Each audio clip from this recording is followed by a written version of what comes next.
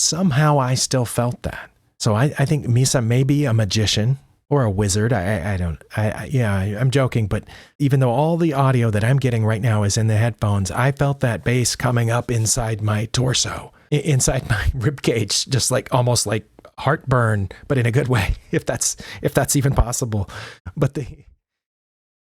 Welcome back. Today I'm excited to listen to more Band-Maid. We're in the middle of the album New Beginning. And in case you missed what I'm doing here, I started at the very beginning and I'm going through Band-Maid's catalog chronologically. When there's music videos, I'm watching them, but I'm listening to the audio first. Just because that's the way that I grew up and I listened to the audio first. We didn't even have music videos when I was a kid that I knew of. And even once I started watching music videos as an older adolescent and then as a young adult, I almost always heard the audio first, so I still like to do it that way. Plus, most of the time when I listen to music, it is just the audio. The music videos are fun. Some of them are better than others, but I'm listening to music while I'm doing things, so it's audio.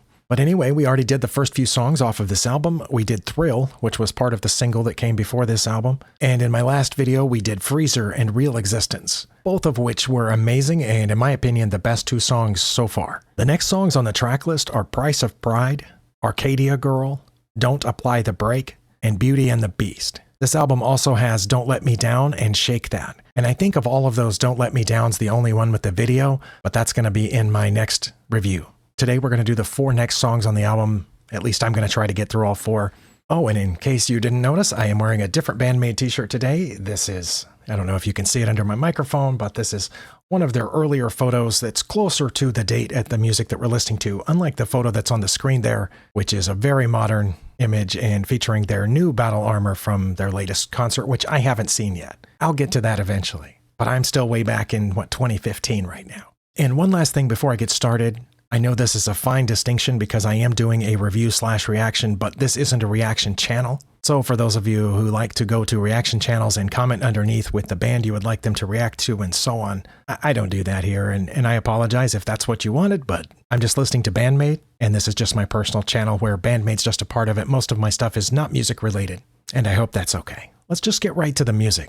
I have pulled up the official YouTube channel here of Band-Maid, and this is one of their audio uploads. Should be the 4th track off of New Beginning, which once again is Price of Pride. Right before I click play, I know it's going to be hard to follow Real Existence, but I'm curious as to what they did with it. Let's go. 2 guitars. That's a really fast picking right there.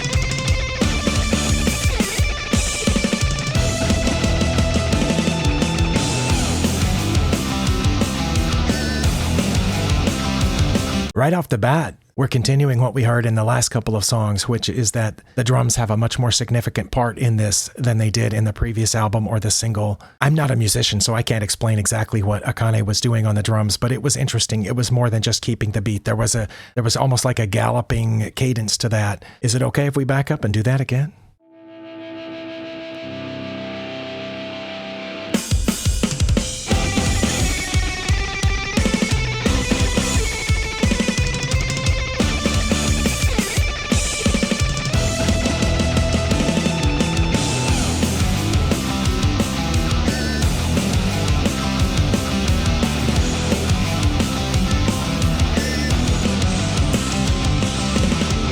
That rock intro sounded really good to me. It wasn't quite Real Existence level of awesome, but it could have been any really good hard rock band that I've listened to. I'm curious as to where it's going to go from here. I'm sure I have heard this song before, but it's not one of the ones that everybody listens to, and it's not one of the ones that I have listened to multiple times. And I'm certain that I've never listened to it on decent headphones, so it's almost a first time for me.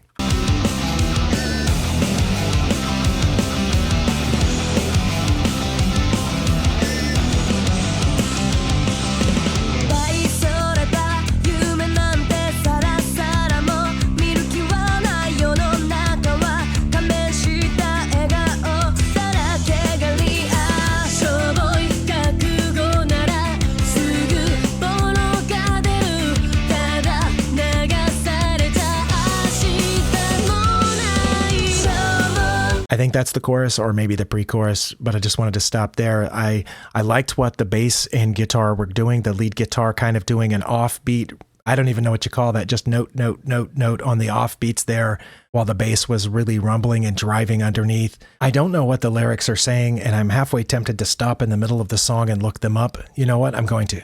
Well, even with the English translation, the lyrics aren't entirely clear, but sometimes that's the point of poetry, which lyrics can be considered. And sometimes I know even the author was thinking of multiple things. We know Band-Maid didn't write this, but it kind of sounds like them to some degree. It does seem like it kind of follows the trend of the ideas in their later lyrics, basically self-encouragement, like the line, "I will not be shaken up. That's my one and only rule." And also talking about self-worth. "I'm not that cheap." That does kind of sound like something that Miku would have written later. All right, well, I was just curious. Let's get back to the song. I will back up a few seconds so that I think we'll catch the beginning of what I believe was the chorus.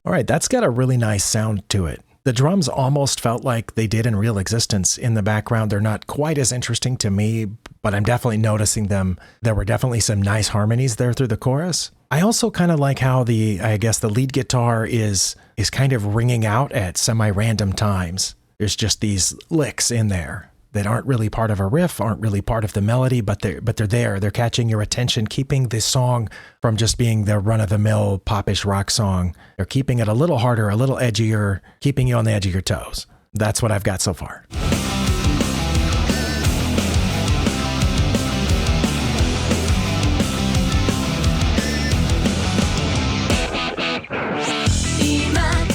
Okay, I'm going to back up and catch that again. That was a very interesting transition into, I assume, the second verse.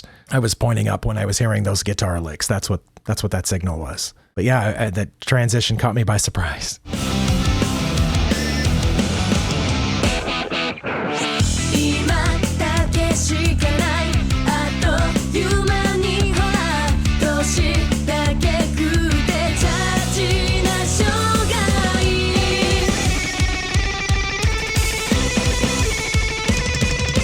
That's fast.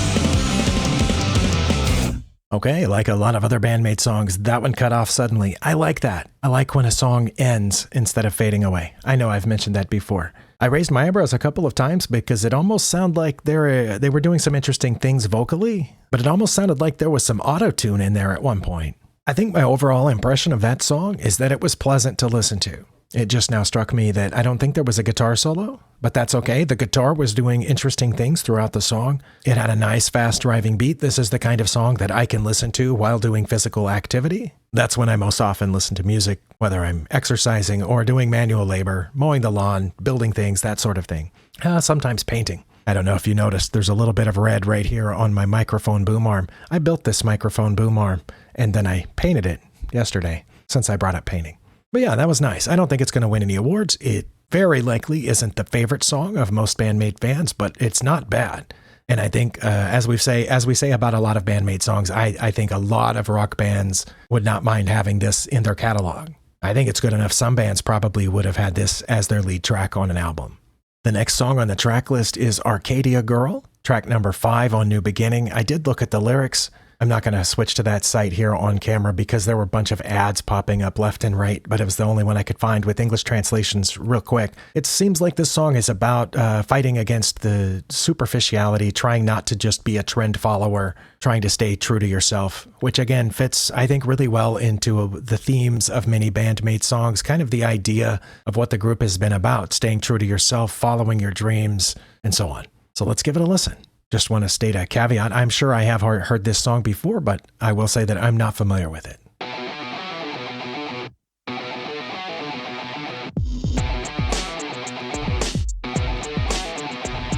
All right. That doesn't sound like Band-Maid at all. The guitar does, except for the fact that it's just repeating. But the drums, that's an electronic drum kit, right? That's synthesized. If not, there's definitely some effects on it. Let's hear that again.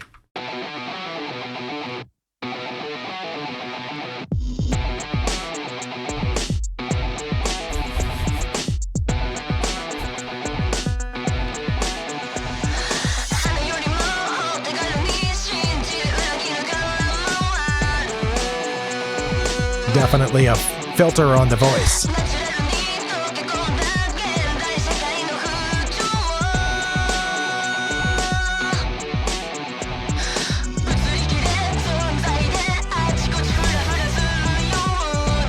All right, when the bass came in there, that felt really nice. I'd almost forgotten that it wasn't there because we were just doing almost what sounded like an electronic dance beat type song with the guitar riff probably just played once and then just repeated on a loop electronically. And then the electronic sounding drums, I guess that's a compression effect on the vocal. And it just sounded really different. I don't know. Have we heard a Band-Maid song so far in this little quest that sounded that different from the others? Maybe Love, Passion, Matador sounded that different than the others. I want to catch that bass drop again.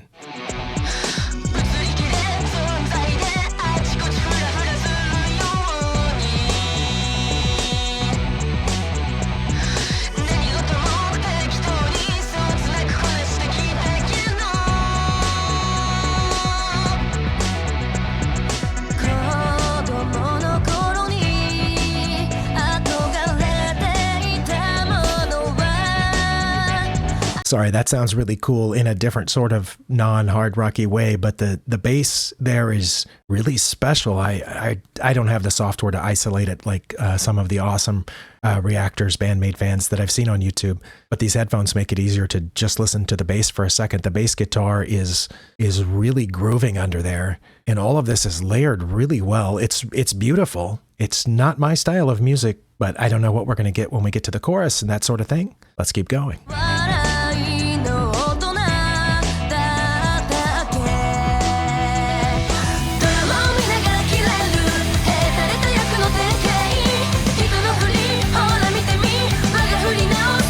Those are real drums.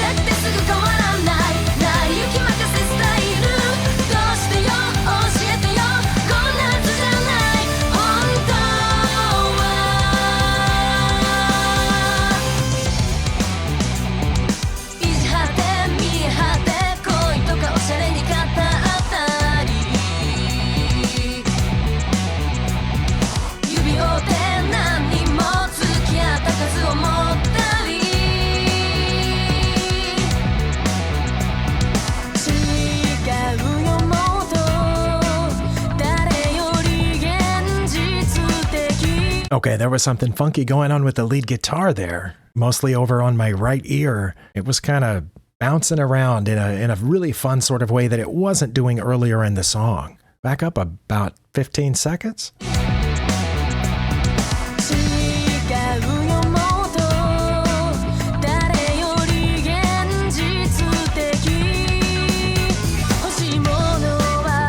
Konami's having fun.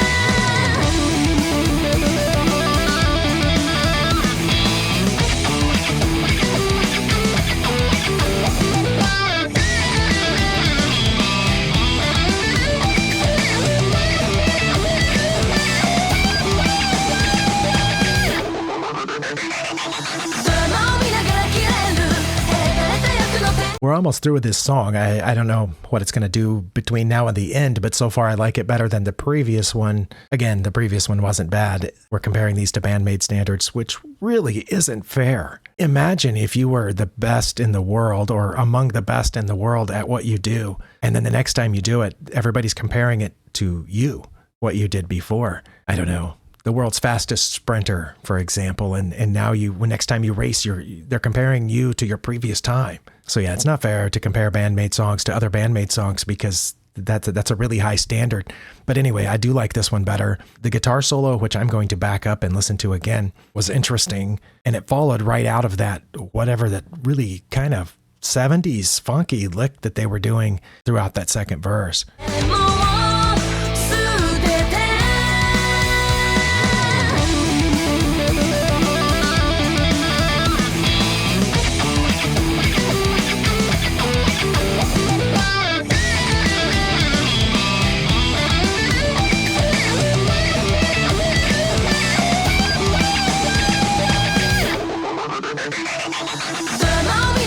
Some of you will probably laugh at me or tell me that I'm wrong, but I thought I heard echoes of Hendrix in that guitar solo. Inspiration, like I mentioned during Love, Passion, Matador, I thought it was clear that her guitar work in that song was inspired by Carlos Santana, but here it felt inspired by Jimi Hendrix. It sounded a lot like that, a similar effect and movement between the notes. Truly amazing, although I expect nothing less from her.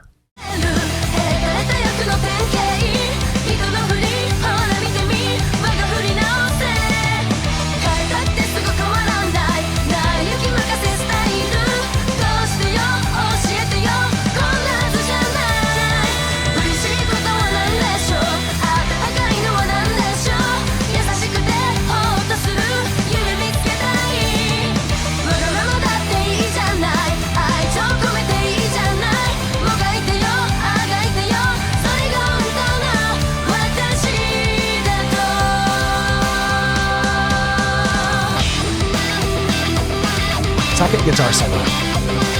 Sorry, I spoke during that one. I apologize. Let's go hear that one again. I wasn't expecting there to be another guitar feature, but this one started off pretty high octane.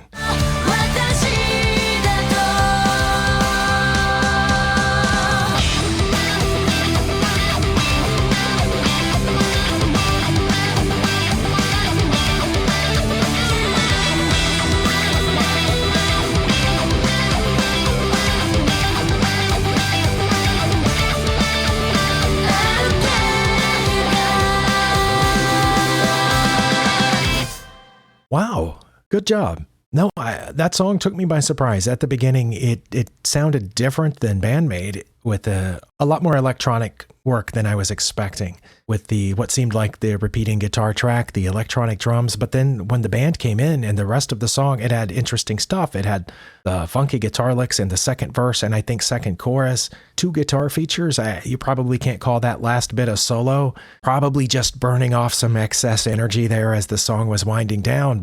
And I probably don't mention it enough, but the vocals were amazing again. They blended well. At points when the music alone would have been enough to keep you in the rhythm, keep you driving, the vocals were adding to that by the way that they bounce in the song. Not an official musical term, I'm sure, but it was fun. And like I said, I like it a little bit better than the previous one. I think if I had heard this in 2015, I would have agreed that this band is going places. Oh, I just noticed on the bottom of the back of my album in the fine print, it says something about how much yen this is going to cost. It's going to cost 2,500 yen with tax, but 2,300 without tax. Oh, well, I want to buy it without tax then. They just printed the price right there in the fine print. I didn't know albums did that. Okay, the next track is called Don't Apply the Brake. And I just read the translated lyrics to Don't Apply the Brake. This one, again, is a song about self-actualization, about doing what you want, setting goals and meeting them, never slowing down. And again, the only site I could find with an English translation had horrible design and ads popping up all over the place. But I copied and pasted it to a text file so I can read them here without showing them there. It talks about things like the limited time that we have left. I will pursue my own dream. I won't stop or give up or die. Every day is dazzling. Talks about the future being uncertain, but that we understand that and we need to go forward. There's no point in stopping now. Please don't apply the brake. Please don't slow down. Let's run through today. I won't get annoyed. Won't look back. Won't return. Always look cool. Can't help but look cool in those maid costumes, right? I listened carefully to the voice in my heart. And the last line, I don't know if this translation is right or not, but I love it. It says, just a step ahead is darkness, but I love this moment. That's pretty deep. All right, Don't Apply the Brake, track 6 on New Beginning.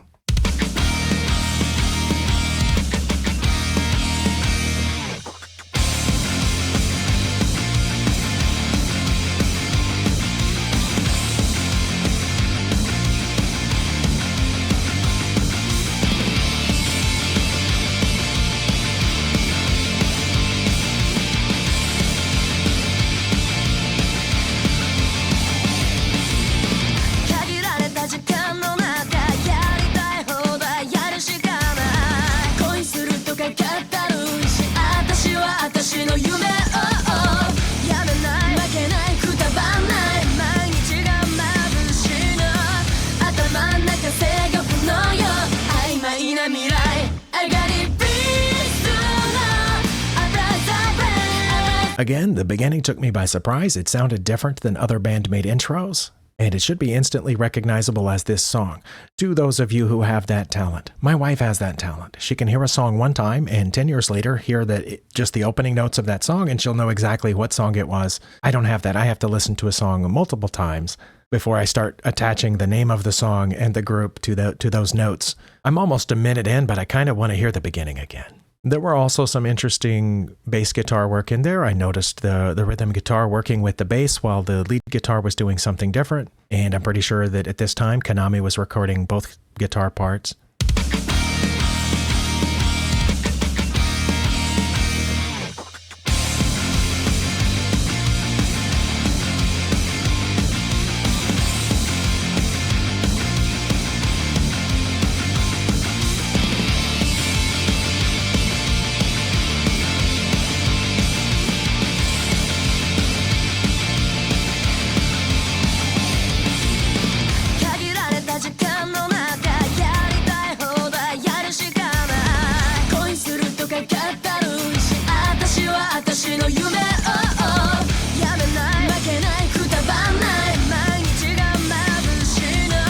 I'm not going to go back again, but Misa is doing some incredible bass work on this song. Probably if you know more about music and have a more finely tuned ear than I have, you would say that about every song. I don't know, but certain times it stands out more than others. And in this one, there are it's almost like the bass guitar is talking, like it's doing another subliminal message underneath the vocals. And because of the movement of those notes, I can almost see her playing this part. And the vocal parts here sound very serious. This doesn't sound playful. These lyrics, the way that they're singing it sounds like it fits the message of the song. There's some very serious thoughts here to consider, and I feel that tone in the way that they're singing.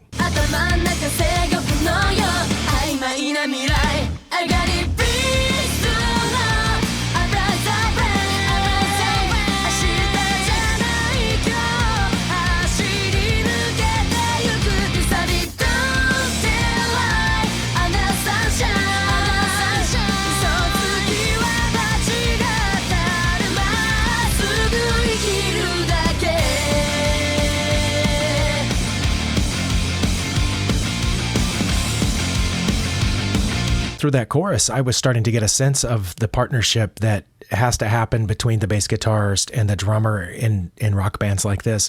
Akane was doing interesting things on the drums, and Misa was working with that. They were working together on it. And the vocals, just for a second, reminded me a little bit of Freezer, where there was a little bit of a trade-off, almost an echoing of the two lead vocalists here.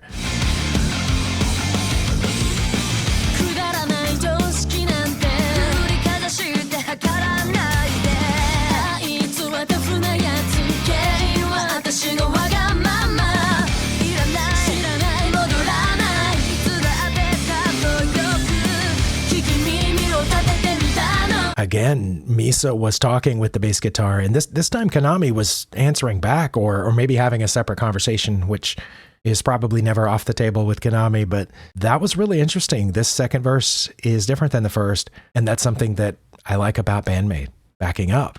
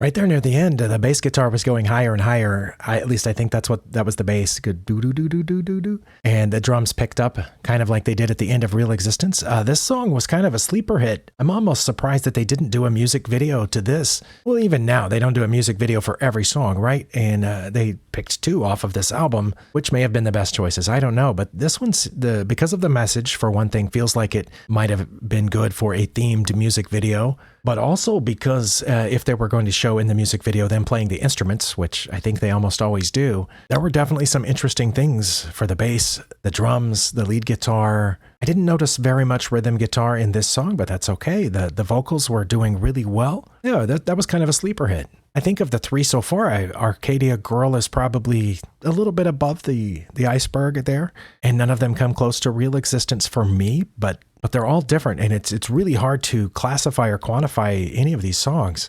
I'm impressed. And already, with this second album, the single and the first album, they've got enough to play a pretty long show. I don't know how long their shows were back then, what their set list looked like, but I know they've got enough good material to put on a really good show. All right, I've got time for one more, and that's going to be Beauty and the Beast, which will be track 7. Yeah, track 7 off of New Beginning. I'm going to pause and look up the lyrics. All right, it looks like the lyrics to Beauty and the Beast are about feeling conflicted about not falling in love or wanting to fall in love, but not really having time for it. But they are kind of scatterbrained and all over the place. So at least in the English translation, I don't know if it was a great translation or if that's just the way that it was written. Let's give it a try.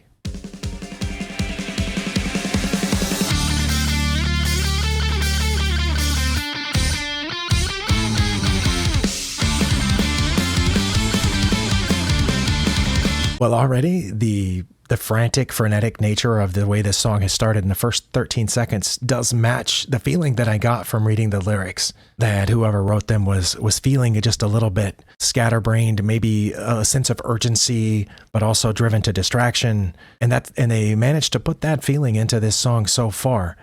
Did it start with the drums? That seems pretty rare for Band-Maid. Let's go back.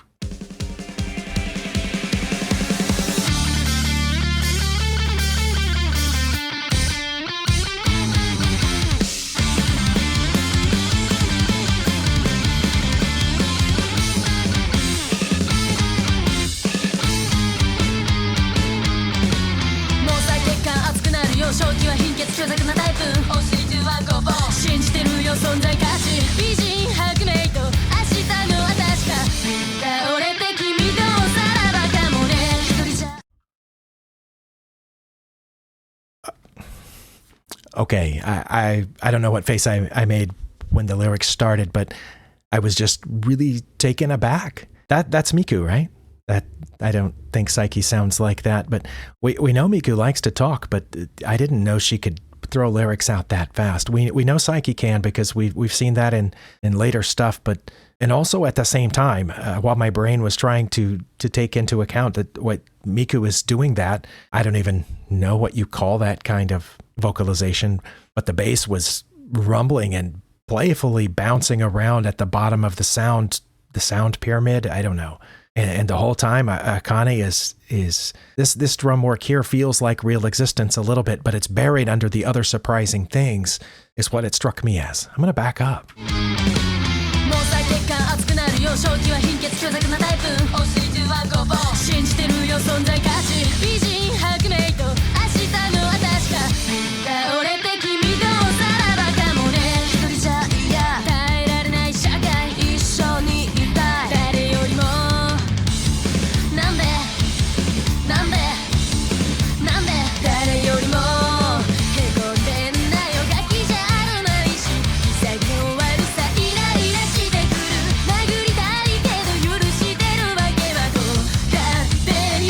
I assume we're about to go into the chorus, but this is really fun. It's not directly in my lane or my wheelhouse of the kind of music that I want to listen to on a day-to-day basis, but it's surprisingly likable. There's a bounciness in it, and like I said at the beginning, a little bit of almost a urgent, frantic feeling, some confusion there, but it's intentional, and that's impressive. It's one thing for a song to feel scatterbrained because you don't know how to make a song right, but to do that intentionally, to make it sound that way, and to give the listener that feeling, I think I might not have the listening capacity to pick out all the sounds, but so far it sounds like there's only 3 people have stood out to me in this one, and that's the vocalist, which again I think is Miku. The drums and the bass are doing incredible work. If I've heard the guitar, it hasn't been prominent, and I assume Psyche's helped out with some of the backing here, but I don't know that. There's just a lot to take in. Let's keep going.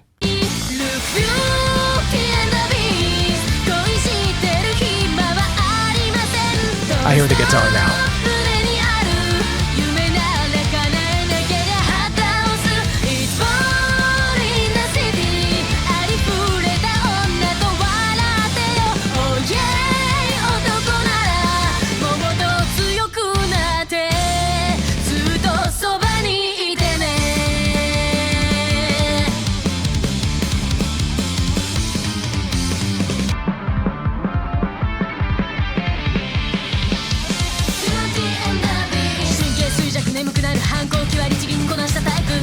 Is it possible that the second verse is faster than the first one? It felt that way.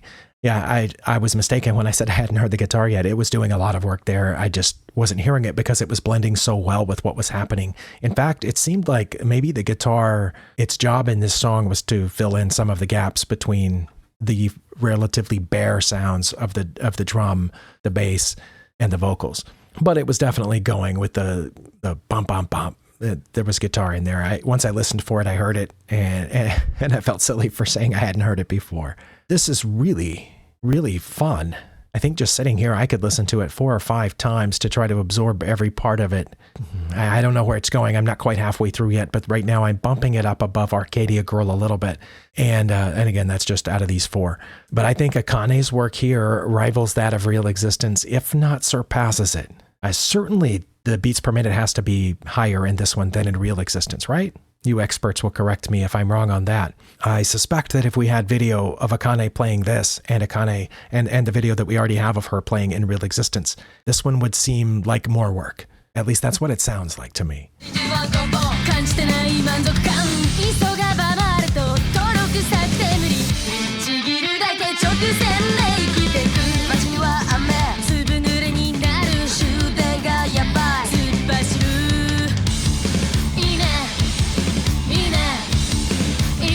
Okay, that part sounded pretty heavy underneath the vocals, which I don't know that Miku's vocals can sound heavy, although again, she's singing a little low here and it sounds like she's putting some serious energy into it, but the music underneath that sounds harder and heavier. And the bass, even though all the sound that I'm getting from this is coming right here, it's not like, at a concert where there's giant, amplifiers and speakers and the bass and the bass drum is pounding into your chest. Somehow I still felt that. So I think Misa may be a magician or a wizard. I'm joking, but even though all the audio that I'm getting right now is in the headphones, I felt that bass coming up inside my torso, inside my rib cage, just like almost like heartburn, but in a good way, if that's even possible. But whatever she's doing here, that bass has a really nice sound on it, and it's coming through loud and clear in these headphones and making me feel like I have that bass air pressure, those sonic waves that do what they do at a show. I didn't know that was possible. All right, I'm going to back up a little bit to hear that I just caught right at the end that music underneath seemed heavier, harder, darker.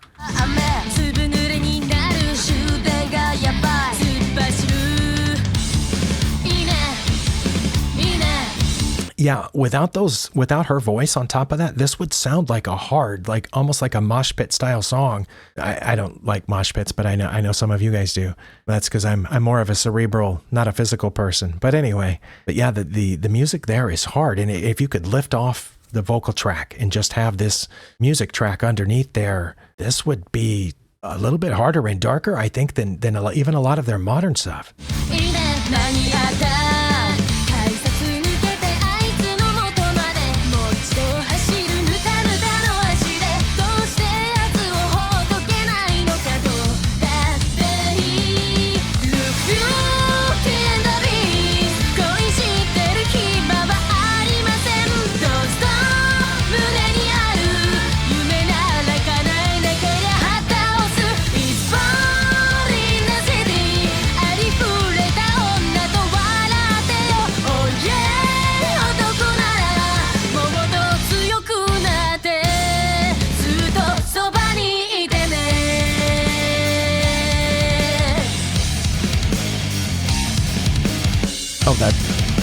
Wow. All right, I'm backing up. Yeah, this is what I was talking about right here. That's what I was hearing underneath that last verse. This is some hardcore, dark, whatever you call that genre of music. I know they mix genres all the time, but they fooled us by having the playful, almost cute vocals on top of that. Again, I think she was trying to sound more serious and intentional here in this song, but it didn't come off quite that way to me. But the music underneath is definitely a contrast to that.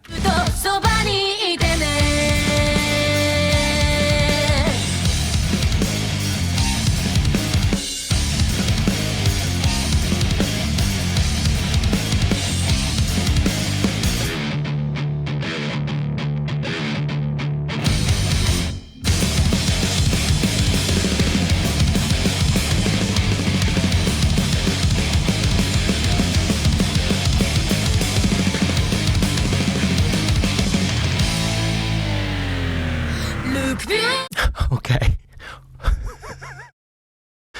I was not expecting that transition. That wasn't even a transition, was it? That was just one part of the music stopped and another part started. Oh my goodness. Why have they not played this? Oh my goodness.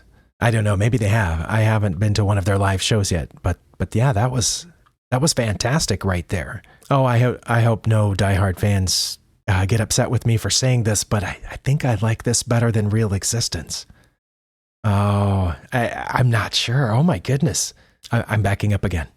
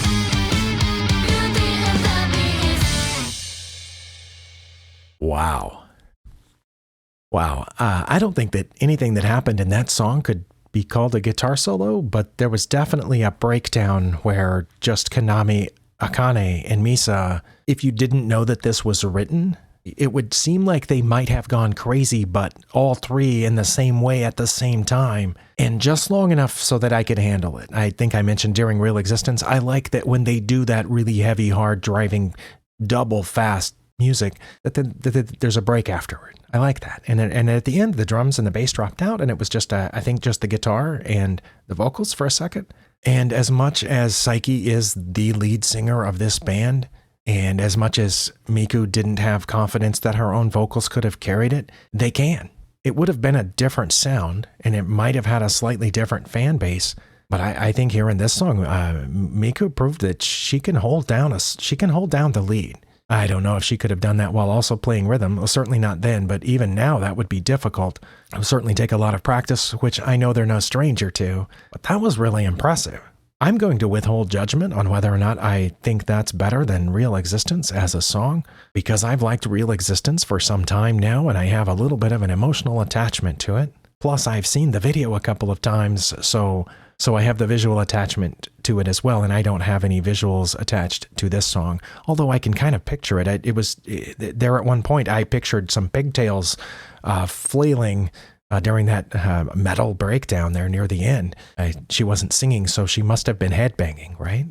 Or bouncing around in some way, possibly flying. We know pigeons do that. Yeah, sadly, I just don't have time to do the rest of this album, but I'm going to get that in my next video. I know that there's a music video associated with Don't Let Me Down, so I'm going to do the audio first, and then I'm going to do the music video, and then I will finish off the album with Shake That in my next video.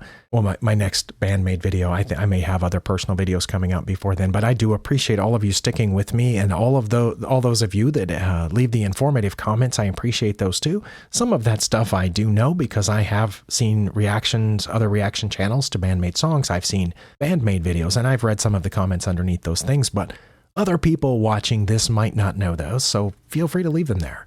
And I really, really do appreciate all those of you who have subscribed to my channel, even though this isn't really what I do. I know some of you just subscribed, so because of the Band-Maid, and I know that I'm not a professional woodworker, so that those other videos that I do sometimes, and they're not fantastic. I get that. That's just documenting my life, or mostly for friends and family. But if you enjoy them too, that's okay. I'm at a loss for words over that last song. I almost want to listen to it again, but I'm not going to do it on video because this video has gone on too long. But that was really fun. I'll see you next time.